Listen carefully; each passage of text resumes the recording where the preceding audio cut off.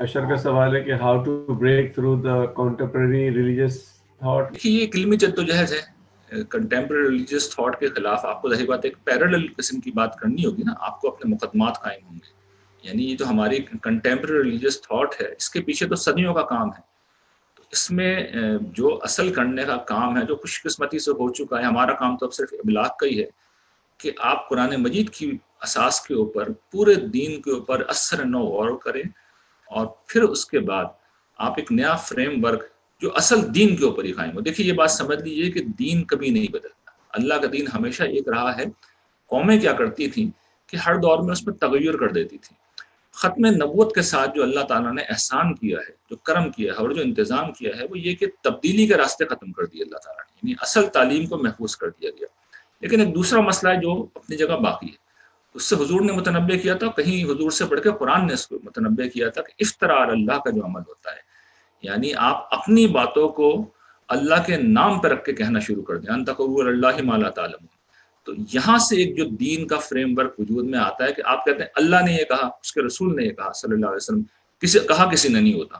آپ اپنی خواہشوں کو اللہ اس کے رسول کے نام پہ پیش کرنا شروع کر دیتے ہیں. تو اس کا طریقہ یہ ہوتا ہے کہ آپ علمی طور پر ایک پیرالل جو ہے نقطہ نظر پیش کریں اور اس کو سلیقے سے لوگوں تک پہنچائیں. اگر آپ کی بات مدلل ہے, دلیل پہ مبنی ہے, تو انشاءاللہ آہستہ آہستہ قبولیت حاصل کرے گی. ایک وقت تک ایسی چیزوں کی مخالفت اس لیے ہوتی ہے کہ تعصب ہوتا ہے, لیکن آنے والے دنوں میں اس بات کو قبولیت حاصل ہوتی چلی جاتی ہے. تو دلیل سے اپنی بات پیش کریں.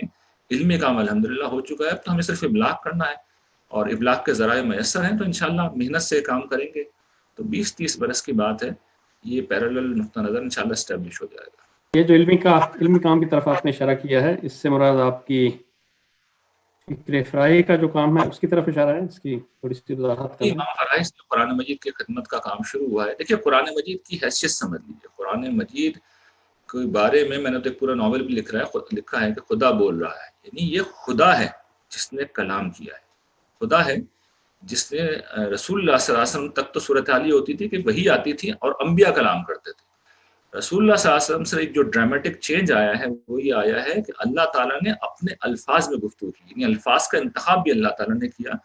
اور رسول اللہ صلی اللہ علیہ وسلم کی جو پیشگوئی ہے پچھلے صحیفوں میں کہ اپنا کلام اس کے منہ میں ڈالوں گا, تو گویا کہ اس دفعہ اللہ تعالیٰ بول رہے ہیں.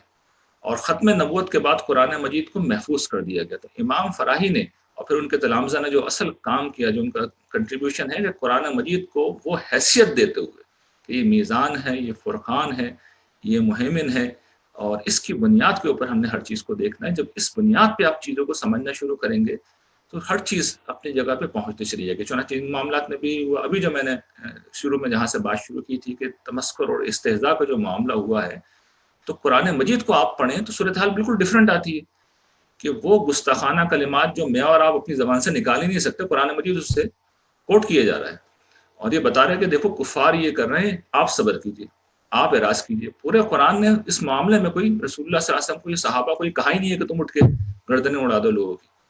تو بالکل قرآن مجید اپنے نقطہ نظر میں واضح ہے, وہ اپنے مدعا کے اندر بالکل واضح ہے کہ یہ نبوت کے انسٹیٹیوشن کا ایک لازمہ ہے.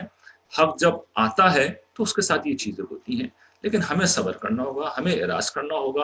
اور کسی موقع کے اوپر کوئی اس طرح کی صورتحال ہوتی ہے کہ فساد فی الارض کی نوبت آ جائے, تو اس کا پھر ایک قانون ہے جو دین نے دیا ہے, اور پھر وہ قانون کے طریقے پر روح عمل ہوگا. اس کے لیے شرط یہ ہے کہ آپ کا اقتدار قائم ہو, اس کے لیے شرط ہے کہ نظم حکومت آپ کے ہاتھ میں ہو, اس کے لیے شرط ہے کہ آپ پوری طاقت رکھتے ہوں, آپ کو اندازہ ہو کہ کوئی مسائل نہیں پیدا ہوں گے. ورنہ ہم جانتے ہیں عبداللہ ابن ابی نے کیا نہیں کیا, اور وہ اطمینان کے ساتھ طبی موت مر کے اس دنیا سے رخصت ہوا ہے. تو اس سے بڑا گستاخ, اس سے بڑا شرری, اس سے بڑا فسادی کون تھا؟ لیکن دیکھیے حضور آخر میں کس درجے میں اس کے ساتھ معاملہ کیا. ہم جانتے ہیں ان کے, کیونکہ صاحبزادے ایک مخلص مسلمان تھے, تو حضور نے جو حضور کی شان کریمی تھی اپنا کرتا عنایت کیا. اور تو یہ ساری صورتحال ہم جانتے ہیں. قرآن مجید نے اس کو بھی زیر بحث لے آیا, یعنی اس کے بعد حضور کو منع کر دیا کہ اس کے بعد آپ آئندہ کسی کی قبر پہ مت کھڑے ہوئیے گا. تو یہ ساری چیزیں قرآن مجید کو جس سے آپ فوکس بناتے ہیں تو وہ ہر معاملے میں آپ کو بالکل صحیح گائیڈ کر دے گا, صحیح لائحہ عمل دے گا. تو یہ چونکہ اللہ تعالیٰ کا کرم ہے کہ یہ صورتحال ہو گئی, تو اب تو صرف اس کا ابلاغ ہے. اور ابلاغ خود اپنی ذات میں یاد رکھیے ایک بہت بڑی جنگ ہوتی ہے, ایک بہت بڑی جنگ ہوتی ہے. حق دریافت ہو گیا ہے, وہ موجود ہے, اس کی کوئی اہمیت نہیں ہے, اس کا ابلاغ ضروری ہے. پیغمبروں نے اصل میں ساری زندگی یہی جدوجہد کی، یعنی پیغمبروں کو تو حق دے دیا جاتا تھا نا، تو اس حق کا ابلاغ ہے جس کی جدوجہد پیغمبروں نے کی ہے۔ مسلمانوں میں سے کچھ لوگ اگر یہ جدوجہد کرنے کے لیے تیار ہو جائیں تو یقین کیجئے کہ صورتحال انشاءاللہ آنے والے برسوں میں بہت بہتر